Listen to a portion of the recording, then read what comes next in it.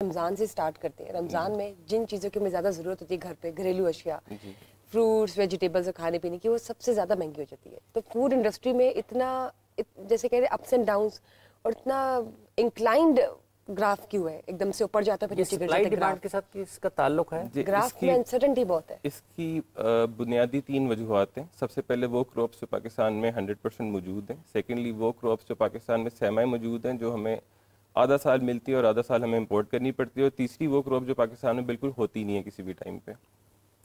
रमज़ान में जो चीज़ों की अशिया महंगी होती हैं, आपने वो नोट किया होगा कि या वो रमज़ान से चंद दिन पहले महंगी होती हैं, 2-3-4 दिन पहले।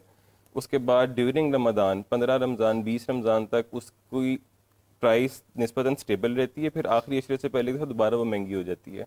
इसमें कुछ हमारी अपनी गलतियां भी हैं आवाम की। हम ये कहते हैं कोशिश के रमज़ान शुरू होने से पहले हर बंदा कोशिश करता है कि पूरे रमज़ान का राशन मैं घर ला के रख लूँ।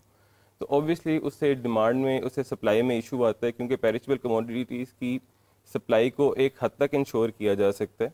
उसके बाद उसमें अगर हम लोग अपनी ओल्ड हैबिट से बाहर नहीं आएंगे, जिस तरह रूटीन में हम डेली ग्रोसरी करते हैं, डेली चीज़ें लेते हैं, तो सप्लाई का इशू नहीं आता। रमज़ान में अगर हम लोग डेली चीज़ें उसी तरह फॉलो करेंगे जैसे हम रूटीन लाइफ में फॉलो करते हैं, तो सप्लाई के इशू को काफ़ी हद तक रिड्यूस किया जा सकता है।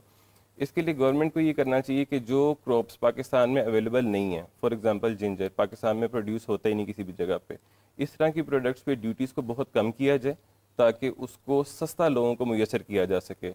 दूसरा, जो क्रॉप्स पाकिस्तान में सेमी मौजूद हैं, जिस दौरान क्रॉप पाकिस्तान में आती है उस पर ड्यूटी ज़्यादा लगाएं ताकि उसको इम्पोर्ट ना किया जा सके। और जिस दौरान वो क्रॉप की पाकिस्तान में सप्लाई ख़त्म होगी, भी हमारी लोकल क्रॉप ख़त्म होगी, हमने इंटरनेशनल क्रॉप पे रिलाई करना है, उस वक्त उसकी ड्यूटीज़ को कम किया जाए ताकि लोग उसको सस्ते कीमत पे खरीद सकें। अच्छा, ये जो आपने कहा कि जिस तरह आपने अदरक का जिक्र किया है, यही चीज़ें महंगी होती हैं जब ईद उल अज़हा भी आती है जी। और ये जो मतलब हम लहसुन ख़रीदने के लिए जाते हैं, प्याज के लिए जाते हैं, या दूसरी ये चीज़ें हैं, ये तो लोग 3-4-5 दिन की ख़रीदते हैं ज़्यादा से ज़्यादा, और ये तो महीने की नहीं ख़रीदी जा सकती। मतलब टमाटर के ऊपर आप हाथ कर सकते हैं या चलो 4-5 किलो इकट्ठे ले जाएं, लेकिन बाकी तो सारी चीज़ें 3-4-5-7 दिन से ज़ायद की लाइफ नहीं है इनकी। अदरक भी हमारे यहाँ पे लोग महीने का लेके फ्रीजर में उसको स्टोर करते हैं काट के। तो जो ऐसे बहुत कम लोग होंगे महीना करते होंगे। पेस्ट जो है ना तैयार हो जाती है, लेकिन इतना ज्यादा नहीं है, रेयर है। हम अगर ऐसा बल्क ऐसा हॉल, इसको सिर्फ हम सप्लाई डिमांड के साथ कर सकते हैं, बहुत ऊपर नीचे जाता है महंगाई का। इसको सिर्फ सप्लाई डिमांड से जोड़ा जा सकता है।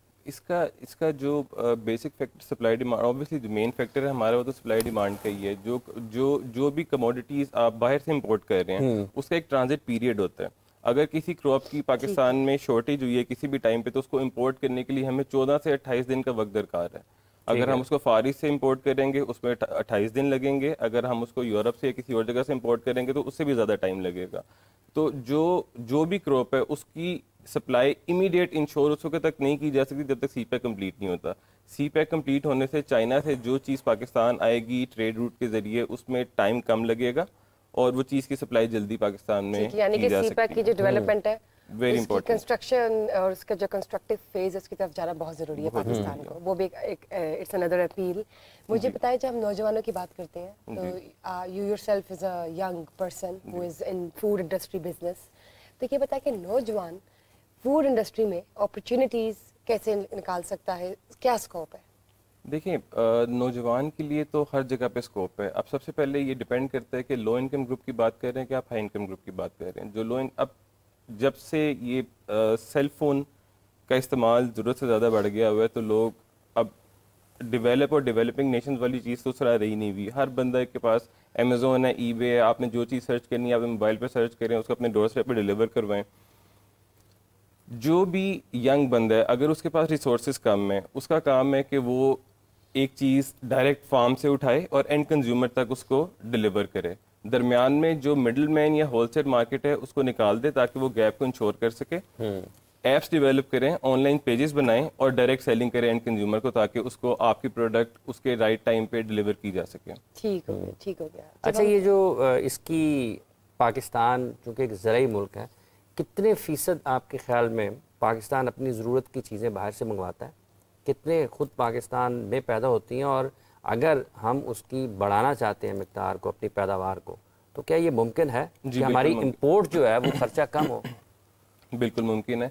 पाकिस्तान में सबसे बेसिक चीज़ जो हमें सोच समझने की ज़रूरत है वो ये ज़रूरत है कि हमारे पास यहाँ पे डिपार्टमेंट्स का काम इंश्योर करें कि हमें साल में इस चीज़ की इतनी ज़रूरत है ताकि एक चीज़ की प्रोडक्शन, फॉर एग्जांपल हमारे पास साल में 100 किलो प्रोडक्शन है, हमारे पाकिस्तान में उसकी रिक्वायरमेंट 70 kg की है। 30 kg जो हमारे पास यहाँ पे एक्सेस है, आप सिर्फ उसको एक्सपोर्ट करने की इजाज़त दें, उससे ज़्यादा एक्सपोर्ट करने की इजाज़त उसको ना दें, ताकि एक क्रॉप जो आप पहले उसको एक्सपोर्ट करें दोबारा आप उसको इम्पोर्ट करें तो वो आपके लिए बहुत ज़्यादा अनफिजिबल हो जाएगी।